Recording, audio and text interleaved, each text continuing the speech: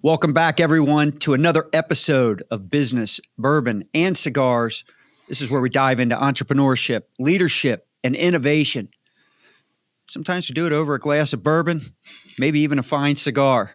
I'm your host, Scott Joseph, and today we have the pleasure of welcoming an extraordinary guest to the show, Rodric Lenhart. So you're going to soon discover this, very soon.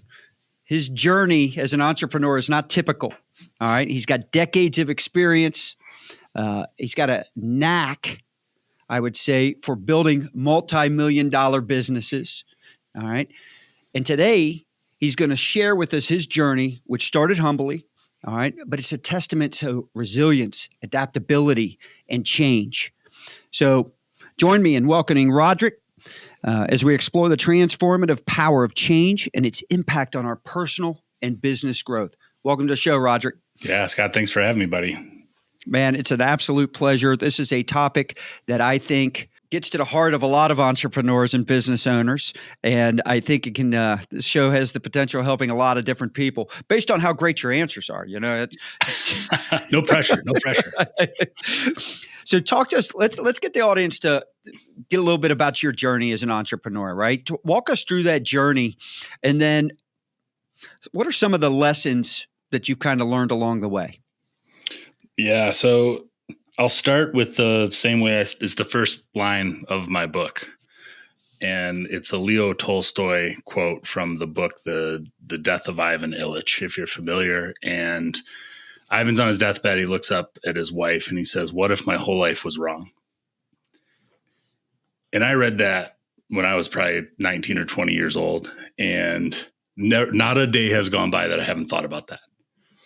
And to give you a little background, I was just a only child kid in Michigan in a little one bath house with parents that didn't have much, and figured out at a really young age that if I wanted a bike or a Nintendo or the cool kid shoes at school, I was going to have to hustle and figure out how to make some money and sell stuff around the house, sell golf balls down the street, whatever I could do to make a couple bucks, because it wasn't coming from mom and dad. And that's really what built that entrepreneurial spark in me.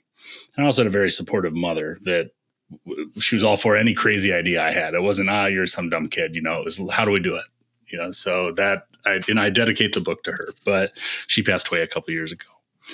And by the time I was 18, graduating high school, I went to University of Toledo. I was the first graduate of the entrepreneurship, family, and small business major at that university.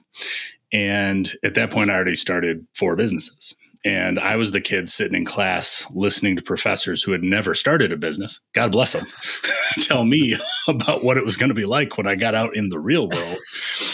And I was just itching to get back to whatever I was doing. So fast forward, I graduated from UT. I moved down to Charleston, South Carolina. I was going to Charleston Southern University for my master's in operations management. And I took a job, Scott, and that is the bad word of the day, is J-O-B, job. Yep. And I was selling new homes. I'd excelled in sales my whole life, obviously, and I crushed it in that role. I was number one in the company. I'm flying all over the world. I'm going on sales trips. I'm having dinner with Kareem Abdul-Jabbar. I'm living the dream. And at that point, I was 24. I was making more in a month than my parents ever made in a year. I could buy anything I want, do anything I want, go anywhere I want. And I was absolutely miserable. And I was anxious. I was depressed. I woke up every day saying, is this all there is? I thought about suicide. I had done all the right things. And around here now we call it right map, wrong mountain. I had done all the right quote unquote things for success and happiness and fulfillment. And I got there at a really young age. I worked really hard and it wasn't it.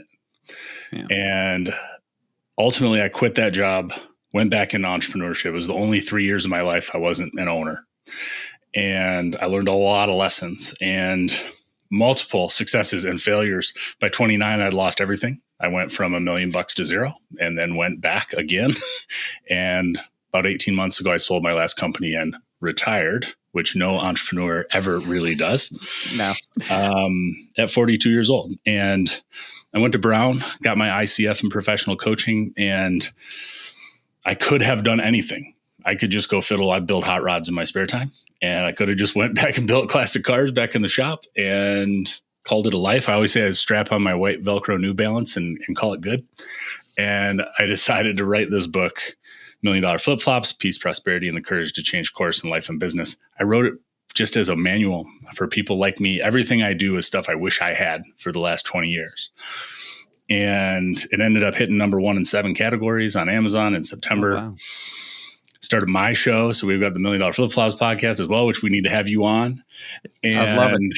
It is just, I tell people I have a huge why, and we can talk about that, but I have no idea how I'm going to get there. And I think if there was one overarching lesson of my life, it's that. It's be willing to walk through open doors, not knowing necessarily where they're going to lead. Just know your end result, have that destination and why you want to do the things. And the thing that keeps people from doing that is they're afraid of change. And it's not necessarily that they're afraid of change. They're afraid of being wrong. And they haven't put the tools in place to know that they're going to be right, that they're going to be on purpose. They have a lot of lessons that say that might not happen if they make this decision. And they do terrible things like pros and cons lists and ask their friends and family for advice who don't understand them and don't have their best interest at heart most times. Yeah. So that's the 4-minute version of 40 years. I hope that gets us started. Well, yeah, you speak. Sometimes they have, I guess, your best interest. When you talk about your family, sometimes they have their best interest, but the problem is their value system's deeper. Different, right? So like my mom, when I started the agency, oh no, what are you doing? You're quitting your job. I was 22. You're quitting your job. You're doing this and that. That's because she valued security, safety much higher than I did, Sure. right? I wanted to take risk, and we can get into that, but I want this to be about you. But so when you're telling that journey, and I'm going back to you're selling the real estate, right? And you said you're making all that money, you're succeeding at a high level, but you're miserable. And then you go back and you start your own company. Was it as simple as you weren't meant to be an intrapreneur, you were meant to be an entrepreneur? Or was it more than that? I think you touched on it in your answer about friends and family. It was a values misalignment. And ultimately, that's what the WAVES method, that's what everything that's in the book is designed to do. It's your why, authenticity, values, exploration, and statement of purpose. And every business has a mission statement. How many people have a statement of purpose for their life? You just react, die. And you don't know why you made any decisions at all. Just next thing you know, you're 70, 80 years old and you hope you're happy. And for me, if you look at my top values, it's freedom and autonomy and community. And I'm sitting in a model home by myself, by and large, 2 weeks of vacation a year. How on God's green earth did I think I would? It didn't matter how much. I could have been making $3 million a year. It didn't matter. Right. So for me, time freedom is a big thing. That's what we teach around here, is being time rich. It's when you're on that deathbed and you're looking up at your wife, she's not going to go, "I'm so glad we had $10 million, honey." Well, she will say that after you're gone. maybe. But that was it, right? So I've built every business since with my values at the center of that. And when you build firms that way, and I've got a lot wrong along the way, but when you build something that is going to serve your soul first, and we aren't taught to think that way, and it's not our fault that we don't build businesses that way. Yeah. It's almost impossible not to succeed. Well, and the reason I asked is as simple as just an intrapreneur versus an entrepreneur. Because if you're selling real estate, you almost have to treat it right, like you're an entrepreneur. Well, I was in new homes. So I was with a Fortune 100 builder. I was, a nice W-2 sitting in a garage, But the reason I asked that, let's say you're an entrepreneur, right? In that same time period and you're doing well, because you said something key there. You could be making $3 million a year. If you're not doing the right thing, I go back to the thing you brought up. I love this question. I wrote it down. What if my whole life is wrong? What if you're an entrepreneur doing your own thing, you're making $3 million a year, and you just know deep down that this isn't where you're supposed to be, right? So what happens is a lot of us, we work harder thinking, all right, maybe it's 5, maybe it's 6 million. I'm just going to keep growing this thing that I've got going on. And you're growing and you're growing and you keep achieving and you keep growing. You're succeeding year over year, month over month, week over week, whatever it is, right? And then you realize the reason it's not fulfilling is because this isn't what I should be doing. I ran into that with the agency. So I'm fortunate enough in the last 5 years, I recognized I'm not making the same intelligent decisions I once did.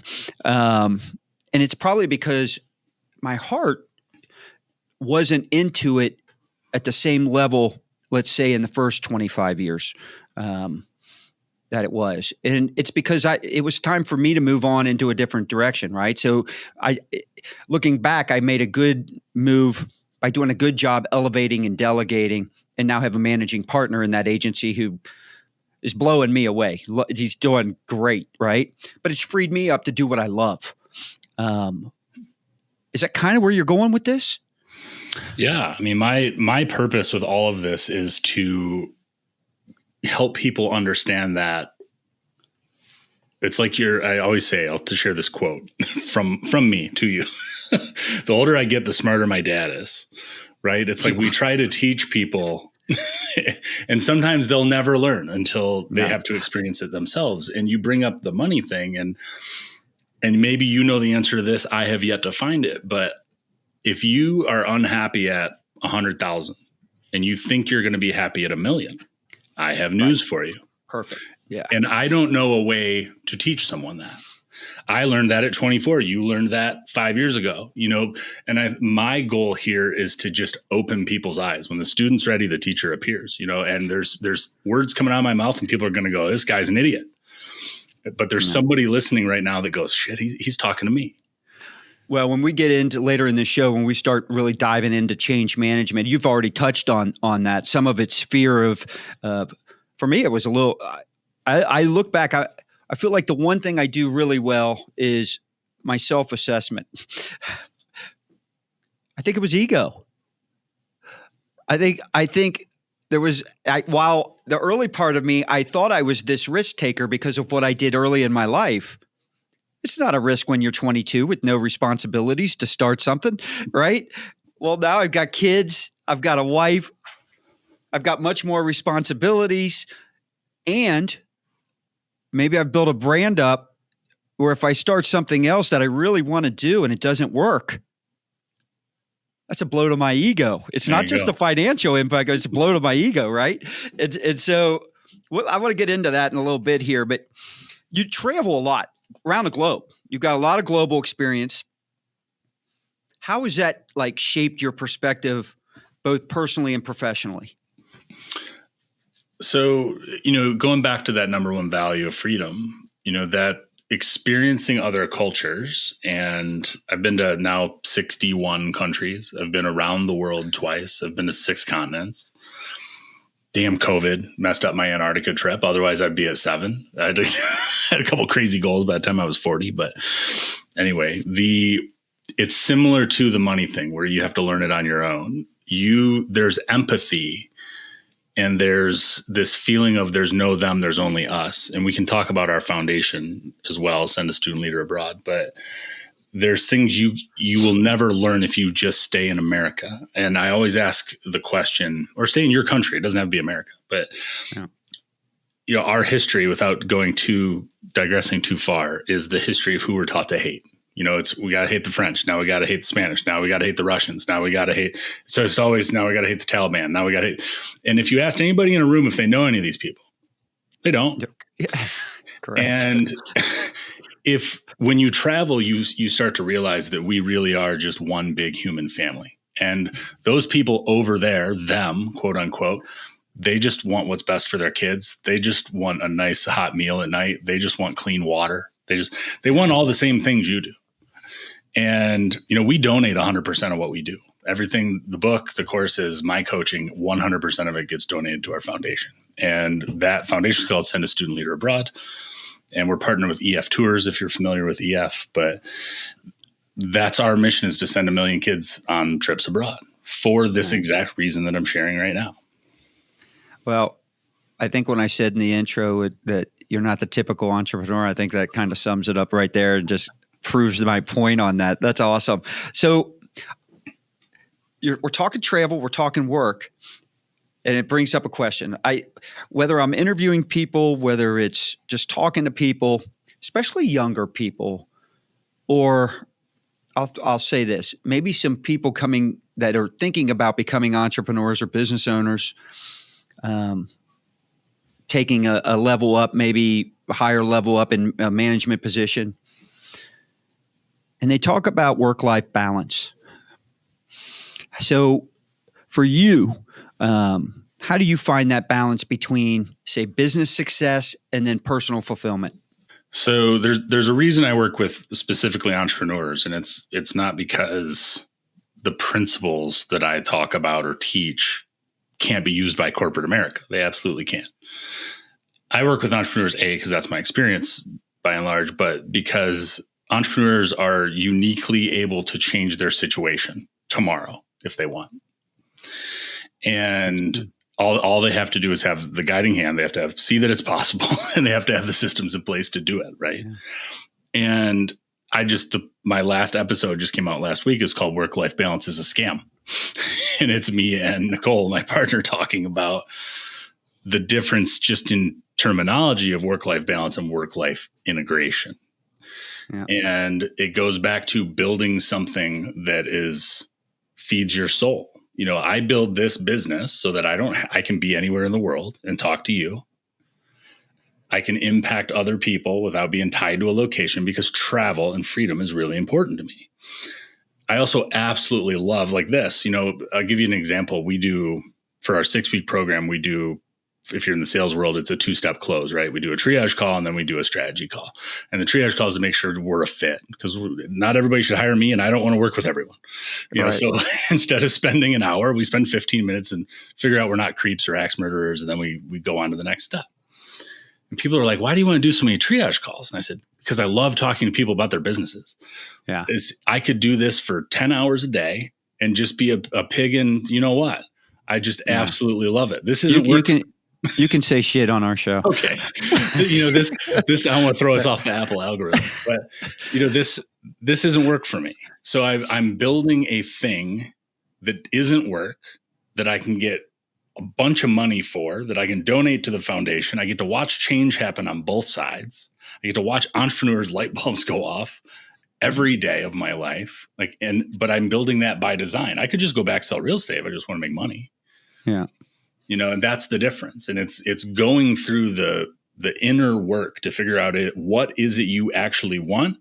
And people are surprised when I tell you that I would say better than 90% of my clients, who are all small business owners, have no desire of scaling whatsoever. They do not want to get any bigger.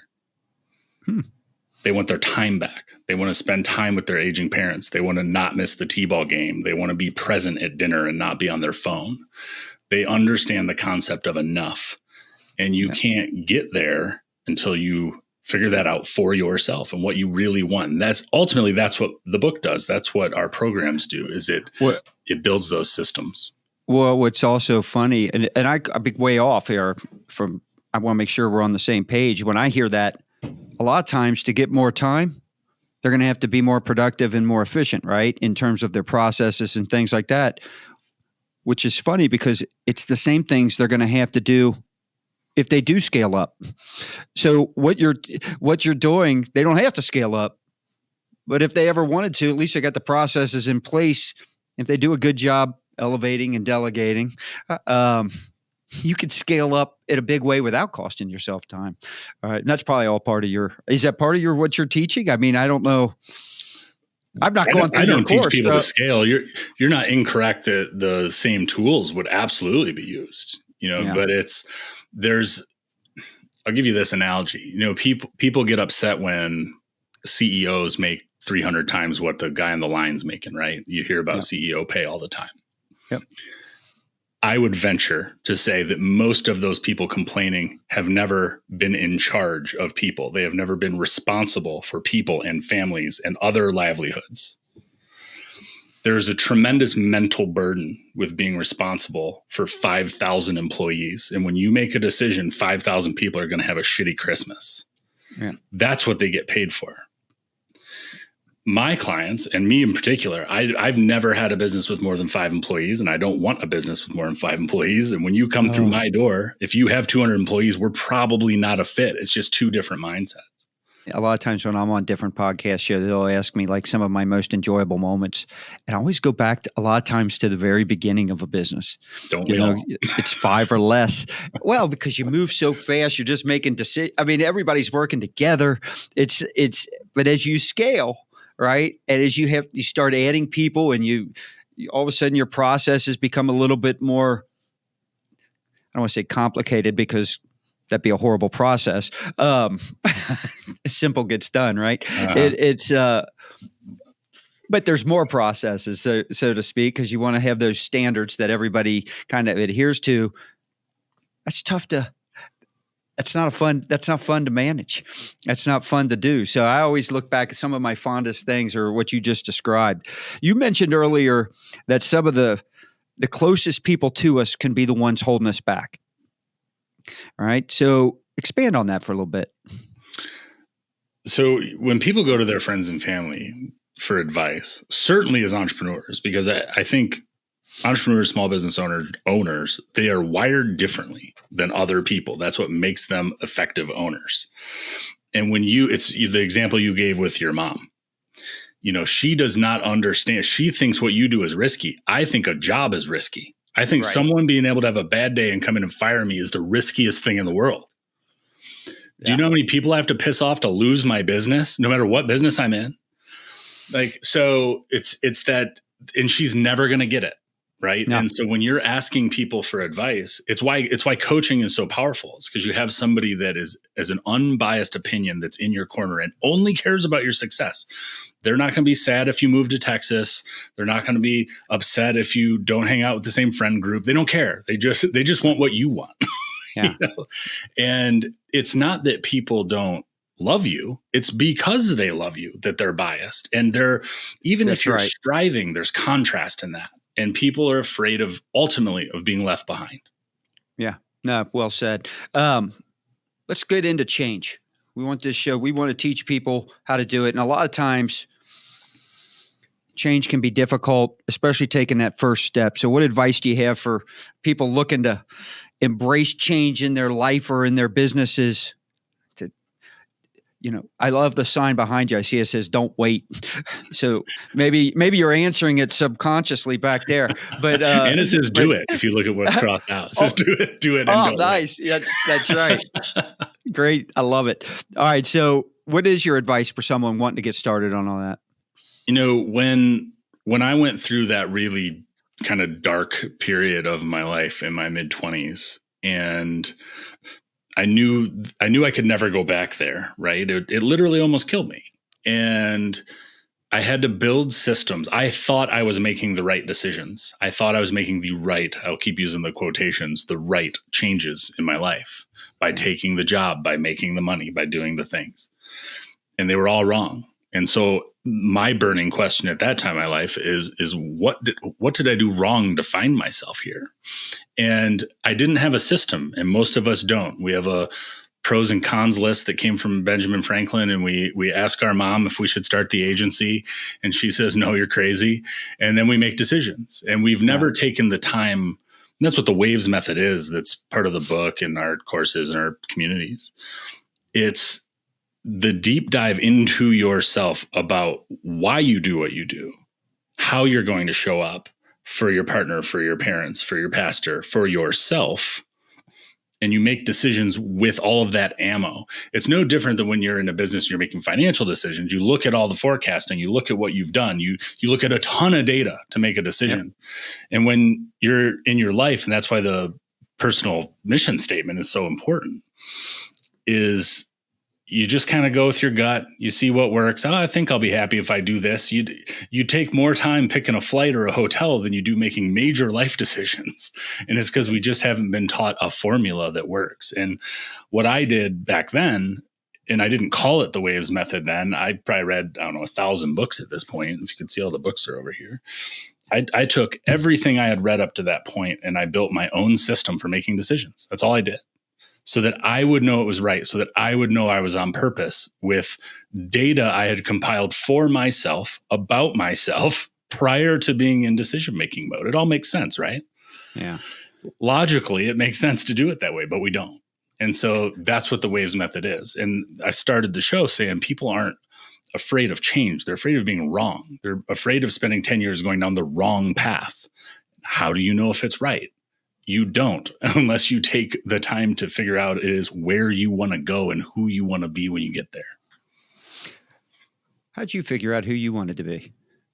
I thought I did by the time I was 24, and I hadn't. And that's where I really dove into dozens and dozens of books. And I mean, I've spent hundreds of thousands of dollars with coaches and mentors and courses and building this way of doing. And that's ultimately what led to my next 4 businesses. And when I sold the last one, and there's a little anecdotal story that's in the book, but I was on a beach in Thailand with Nicole, and this was about 6 months after we sold the business. And I look over at her and she's just sipping a mango smoothie, has no idea what's happening. And meanwhile, in my head, I've been building this that we're talking about right now for 5 months in my head. And I look over at her, I go, we got to give it all away. And she's just like, what? And it was all of these tools that I'd used for myself and helped my friends and the people around me build their businesses in, we'll call it the correct way.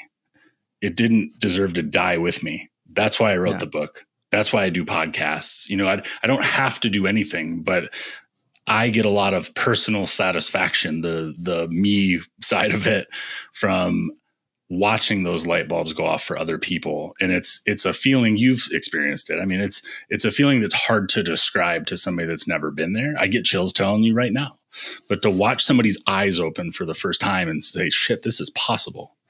I can be happy and have a business. I can do what I want with my life and have a thriving venture.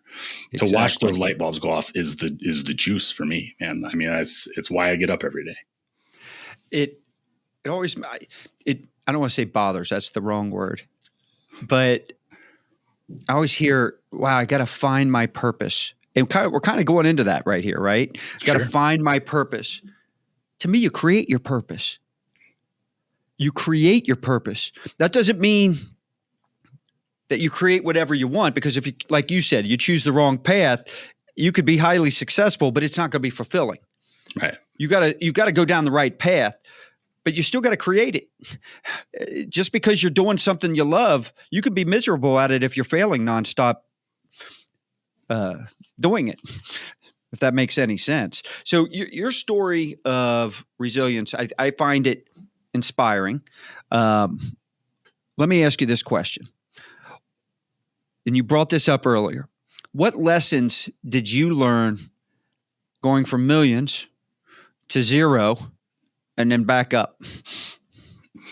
The zero happened after I just keep calling them the dark times.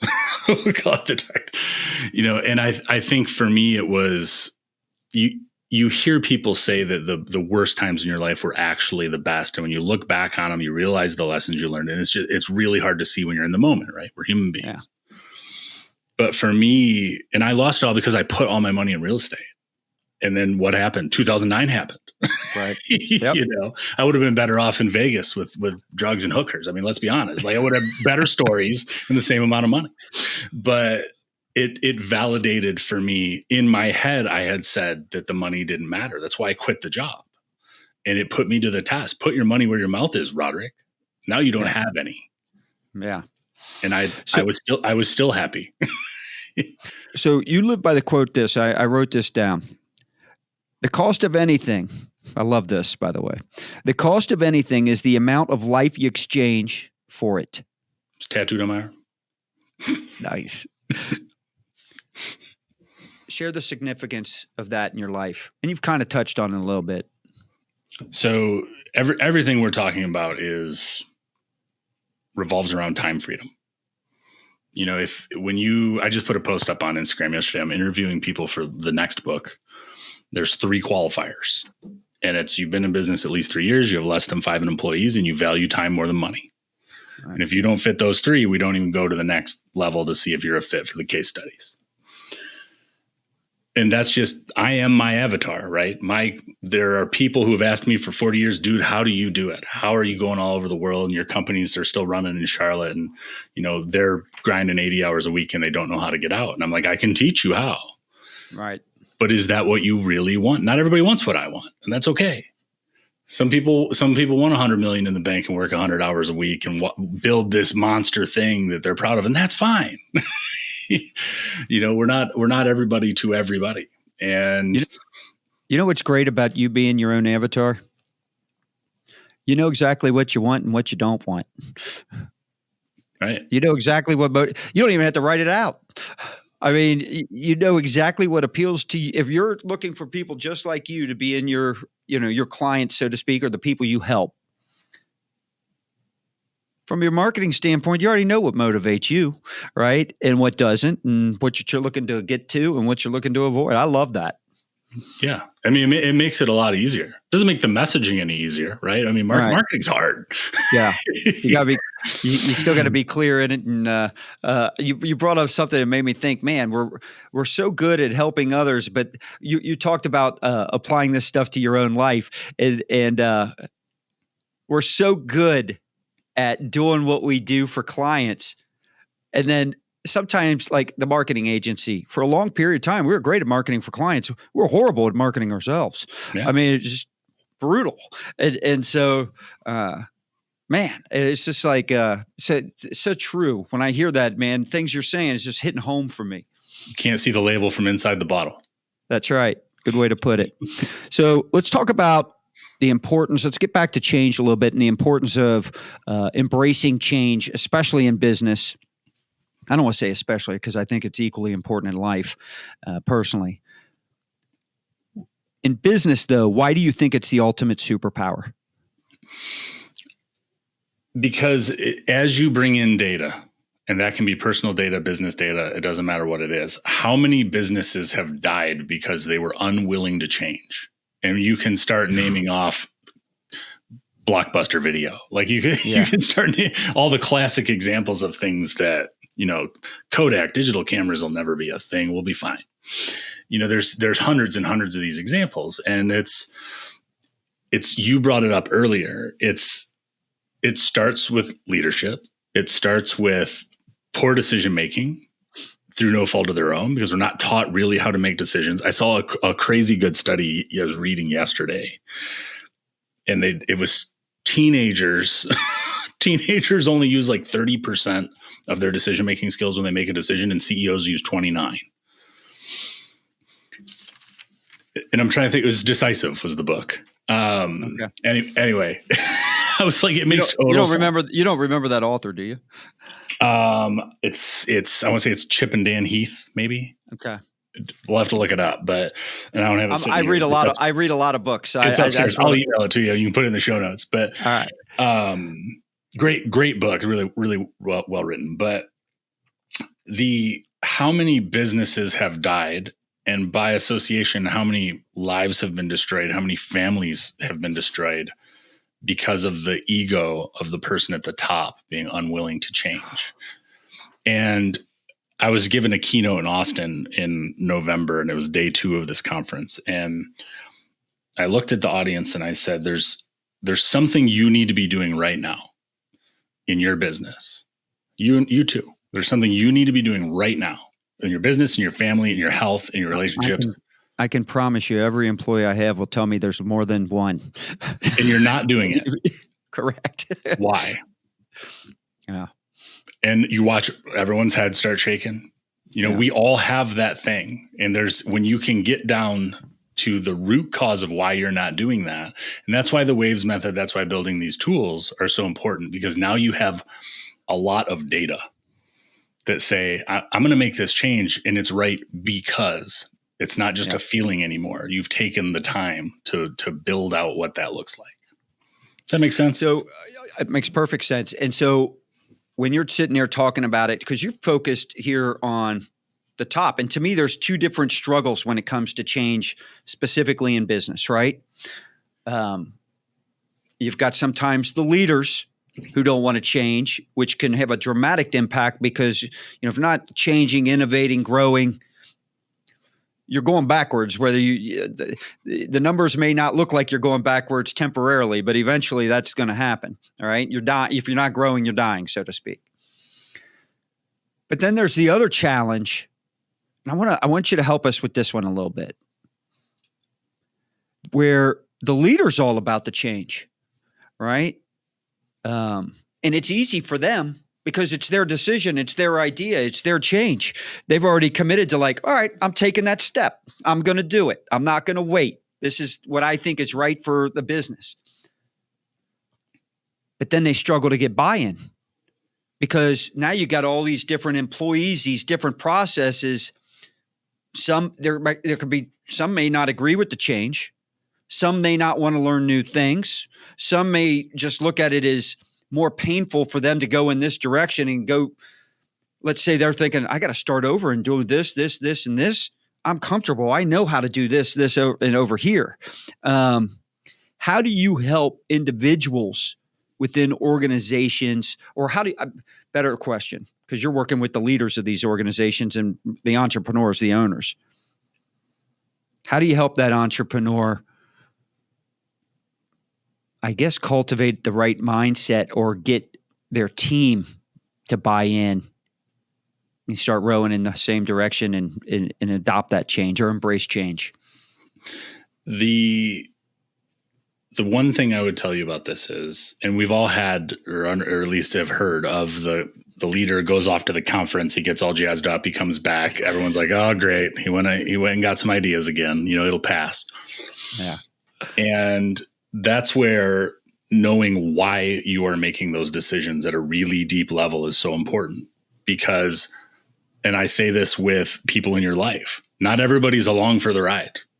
There are people, it's like a subway car. Some people get on for one stop. Some people get on for a stop, get off, get back on later. Some people are on for the whole ride.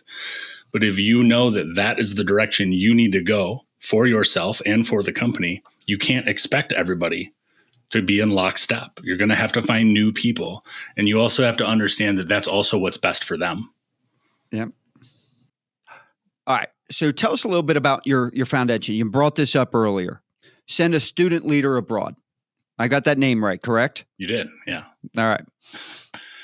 Talk to us a little bit about that and its mission.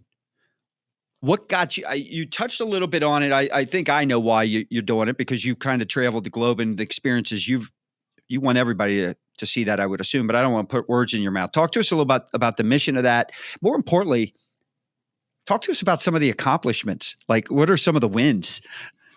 So we are in the middle of building it as you speak, and we're partnered with EF Tours, if anyone's familiar with EF, but they're a $7 billion company. They have 60,000 employees. We were EF, like the letters. EF. Yep, right. Education first. Yeah. Okay. And we've been working really closely with them for the last year to build this program. And my goal is to send 1 million kids abroad in my lifetime. And it's a huge, audacious goal. On its face, it's a $4 billion ask. So it's a monster thing, but it's what I'm dedicating. If I'm here for 10 more years or 40 more years, that's what I'm here for. And so that's why we donate everything from the business to the foundation. And the goal there is we did touch on it earlier, is know them, only us. And it's meant for kids who otherwise would not be able to afford to go on a trip like this. And I'll tell you why. But when I was 13 years old, and I told you we didn't grow up with any money, I went home with the flyer and told my mom I wanted to go on this trip in 7th grade. And there was no way. And I can distinctly remember her and my dad arguing about it at the kitchen table, which was about 12 feet from my bedroom. Mm-hmm. And mom, like she often did, won. And they couldn't afford it, but I went on that trip. And that is what changed my trajectory, my empathy, my sympathy, my love for travel. And that's what I want for other kids. I don't have any of my own kids. I coached baseball for 12 years in Charlotte, and I just want that experience for other kids, because I know what really small things can do to a child's trajectory. And doesn't the universe work in mysterious? That phrase is overused, but just that little subtle thing with your mom and your dad. In a normal situation, they would probably, especially when it comes to financing, they would probably both agree they'd want to send you, right? Sure. But they just that nudge, whatever feeling she got, right, to push that hard to make that happen. I just, and now look at the ripple effect from it. Right. I love it. And here's a kind of a crazy anecdote, but we were in Paris in November for the Holt Prize, which the Holt is a fantastic organization, by the way, holtprize.org if you want to look that up. But we were with the EF folks and with the CEO, et cetera. But that trip, when I was 12, 13, I went to London, Paris, and Rome. That's where I went on my school trip. I did that exact same trip backwards exactly 30 years later and met with the folks at EF as we continue to build this program. And Mom's not here to see it, but I promise you she's watching. I absolutely love that story. So Rodric, tell the audience a little bit. They should be inspired by you. I promise you there's some entrepreneurs that are sitting there thinking, yeah, I'd like to work with him. So how do they find you? How do they reach out to you? I know they can go to $1,000,000flipflops.com. It's $1,000,000flipflops.com. But what social channels are you active on? What's the easy way to reach you? $1,000,000flipflops.com. And if you go to $1,000,000flipflops.com/quiz, I've got a free quiz and a ton of resources that helps entrepreneurs identify which of the 5 phases of entrepreneurship they are in, from believer to business Buddha. And so it's a fun quiz. We spent a lot of time making sure it was really top notch. And that comes with a ton of free resources as well. So they can go there and then at $1,000,000flipflops on every single channel. And then you'll be on my show, right? Sooner than later. And I do want to do that. Yes. $1,000,000flipflops podcast. So It's all the same stuff. So before we go, is there anything you want to leave the audience with, 1 or 2 points of your opinion, your advice, whatever it might be that you think could, be helpful for them that we haven't discussed? I'm going to leave you with a hack that I like, and maybe 2 if we have time. We love those. I call it the 22-44 rule. And when you look at the clock and it says 11:11 or it says 3:33, et cetera, we do everything here in 6-week cycles. So we build a 6-week triangle. We figure out what is that big thing you need to accomplish in 6 weeks, the 3 major blocks, and then we build satellites and we roadmap those. It doesn't, that's a story for another day. But every time you look at the clock and it has 22 or 44 on it, is what you are doing right now. It could be midnight. It could be 9 a.m. Is what you are doing right now pushing you further from or closer to that 6-week goal? It's an easy way to check in because the clock's going to be on 22 and 44 many times during the day. And now you're going to see it and you're going to think of me and you're going to think of you. So, and I have one more if you got time. I do. Let me just say something about that because so not only does that apply, I think, in business, I'm taking it and I'm running with it personally. So you'd mentioned earlier, I think you had mentioned some type of like personal mission statement. I have a personal mission statement, right? I've written that out. I journal nightly. And before I start my journal, I go back to my mission statement and I read it out loud to myself. And then my journal is about, things I'm grateful for. And I write down the things that I did during the day that align and help me move towards that mission, right? I also write what doesn't and why I did them so I can consciously recognize, all right. But what I love about this, I'm going to apply it because I could do that throughout the day and ask myself this. I don't have to wait till night. I could ask myself during the day and maybe I can reduce some of those things I shouldn't be doing and add on to the things I should. So I love that. That could be done personally, professionally. Go on with the second hack. Yeah. Well, and to piggyback on what you just said, I mean, imagine you're in a boat and you only adjust the course 1 time a day. Yeah. Now you can adjust it 48 times a day if you're up 24 hours. And you can set that reminder on your watch to make sure you see that 22 and 44. So there you go.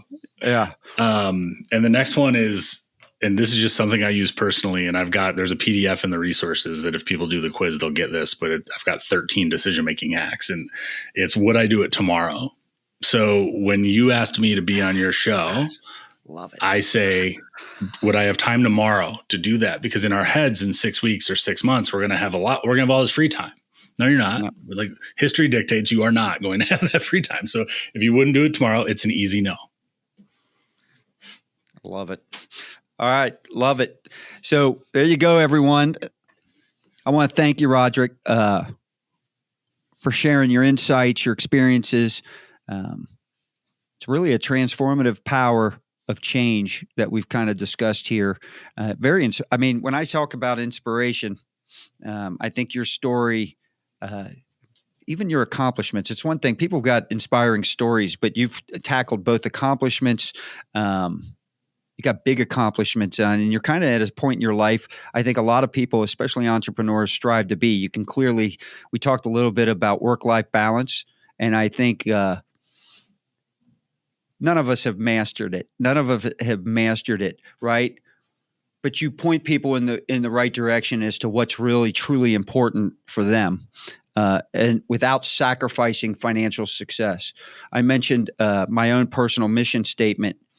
Within that mission statement, I write down two things. There's two things written in it: that financial success is high on my value list, but not at sacrificing, because you also talked about what in our life do we sacrifice, but not sacrificing my friendships or my values.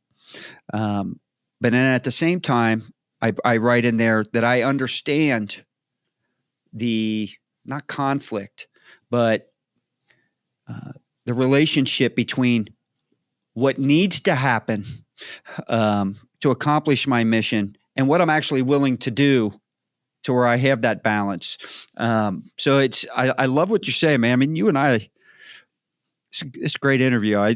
It's always great when someone aligns. I feel like we align on a lot of different things, and it almost went down some similar paths. I think you've went down it a lot earlier than I, which is, I don't want to say envy. That's a horrible word, but man, I'm really happy that you did that. Fortunate, figure it out early. Well, I think it's great because, the earlier the better, right? So your journey, perfect example of why resilience, adaptability are so important. As we wrap up this episode, I want to thank the Business Bourbon and Cigars audience.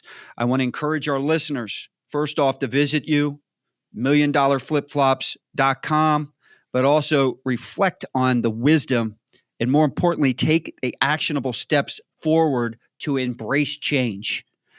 It's one thing to get it conceptually. It's another thing to take the action steps needed to actually make it happen and to live the lives and the businesses and to grow those parts of their lives, I should say, in the direction they really want to. So join us next time for some inspiring stories, expert insights, and actionable tips that'll fuel your entrepreneurial journey. Don't forget to subscribe, share, and leave us a review. We especially, I say this every time, we especially love the 5-star reviews, all right? But we learn from the other ones as well. But please review us if you found this episode valuable. Until next time, stay inspired, keep innovating. Cheers.